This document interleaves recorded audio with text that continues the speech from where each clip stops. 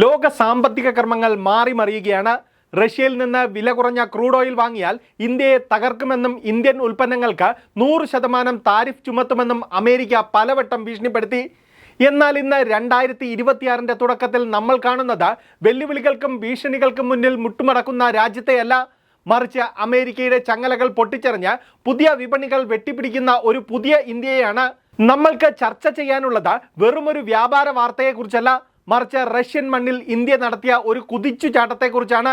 Germany ഉൾപ്പെടെയുള്ള വൻ ശക്തികളെ കടത്തിവെട്ടി റഷ്യയുടെ രണ്ടാമത്തെ വലിയ കാപ്പി വിതരണക്കാരായി ഇന്ത്യ മാറിയതെങ്ങനെയാണ്? യുക്രൈൻ യുദ്ധത്തിന് പിന്നാലെ റഷ്യയ്ക്കുമേൽ അമേരിക്ക കടുത്ത ഉപരോധങ്ങൾ ഏർപ്പെടുത്തി. ഇന്ത്യ റഷ്യയിൽ നിന്ന് എണ്ണ വാങ്ങുന്നത് അമേരിക്കയ്ക്ക് ഒട്ടും ഇഷ്ടപ്പെട്ടില്ല. ഞങ്ങളെ അനുസരിച്ചില്ലെങ്കിൽ നിങ്ങളുടെ കയറ്റുമതിക്ക് കനത്ത വില നൽകേണ്ടി വരും എന്നായിരുന്നു ട്രംപിന്റെ ലൈൻ. പക്ഷേ ഇന്ത്യ ഇതൊന്നും വില വച്ചില്ല. അമേരിക്കൻ വിപണിയിൽ നിന്ന് നമുക്ക് തിരിച്ചടികൾ നേരിട്ടേക്കാം എന്ന് കണ്ടപ്പോൾ തന്നെ ഇന്ത്യ മറ്റു വഴികൾ തേടി. ആ വിവേകപൂർണമായ നീക്കമാണ് ഇപ്പോൾ റഷ്യയിൽ ഫലം കാണുന്നത്. അമേരിക്കൻ താരിഫ് വഴി ഇന്ത്യയെ മുട്ടുകുത്തിക്കാമെന്ന് കരുതിയവർക്ക് തെറ്റി എന്ന് തെളിയിക്കുന്ന വാർത്തകളാണ് പുറത്തു വരുന്നത്. ഇന്ത്യൻ കാപ്പി കയറ്റുമതിയിൽ വൻ കുതിച്ചുചാട്ടമാണ് ഉണ്ടായിരിക്കുന്നത്. റഷ്യയിലേക്ക് കാപ്പി വിതരണം ചെയ്യുന്ന ഏറ്റവും വലിയ രണ്ടാമത്തെ രാജ്യം ഇന്ന് ഇന്ത്യയാണ്. ജർമ്മനിയെ പിന്തള്ളിയാണ് ഇന്ത്യയുടെ കുതിച്ചുചാട്ടം. റഷ്യയിലേക്ക് കാപ്പി അയച്ചിരുന്ന യൂറോപ്യൻ രാജ്യങ്ങൾക്ക് അമേരിക്കൻ ഉപരോധം മൂലം അത് തുടരാനായില്ല. ആ വിടവ് ഇന്ത്യ കൃത്യമായി ഉപയോഗിച്ചു. റഷ്യൻ ജനതയ്ക്ക് ഇപ്പോൾ ഇന്ത്യൻ ഇൻസ്റ്റന്റ് കാപ്പിയോടാണ് പ്രിയം. ഇതിന്റെ ഏറ്റവും വലിയ ഗുണഭോക്താക്കൾ നമ്മുടെ കേരളമാണ്. വയനാടൻ കാപ്പി കർഷകർക്കും സംസ്കരണ യൂണിറ്റുകൾക്കും ഇത് വലിയ ആശ്വാസമാണ്. ബ്രസീലിലുണ്ടായ കാലാവസ്ഥാ വ്യതിയാനം കാരണം അവിടെ ഉൽപാദനം കുറഞ്ഞത് ഇന്ത്യക്ക് വലിയ അവസരമായി. റോബസ്റ്റ കാപ്പിയുടെ ഉൽപാദനത്തിൽ മികച്ചു നിൽക്കുന്ന കേരളത്തിന് റഷ്യൻ കമ്പനികളുമായി നേരിട്ട് കരാറിൽ ഏർപ്പെടാൻ ഇനിയുള്ള കാലം സാധിക്കും. സർക്കാർ ഇതിനു വേണ്ടുന്ന സഹായങ്ങൾ കൂടി നൽകിയാൽ കാപ്പി കയറ്റുമതിയിൽ ഇന്ത്യ ലോക 1-ാം നമ്പർ ആകാൻ അധിക കാലം വേണ്ടിവരില്ല. ഇത് കാപ്പിപ്പൊടിയിൽ തീരുന്ന കഥയല്ല.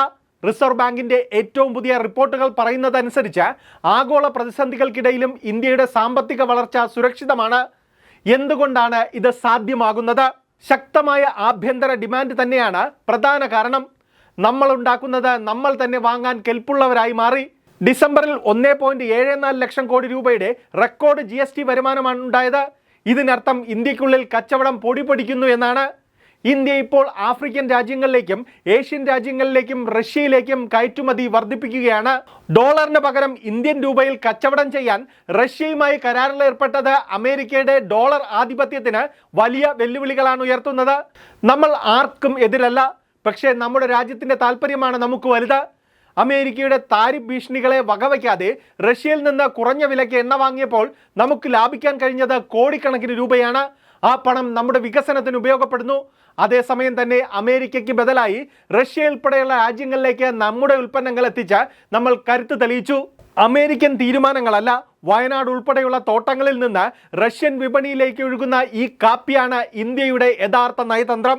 ലോക സാമ്പത്തിക മാന്ദ്യത്തിനിടയിലും GST വരുമാനത്തിലും കയറ്റുമതിയിലും റെക്കോർഡിടുന്ന ഇന്ത്യ ഒരു ബദൽ സാമ്പത്തിക ശക്തിയായി മാറിക്കഴിഞ്ഞു. അമേരിക്കൻ താരിഫുകൾ പരാജയപ്പെടുന്നിടത്ത് ഇന്ത്യൻ കരുത്ത് വിജയിക്കുകയാണ്.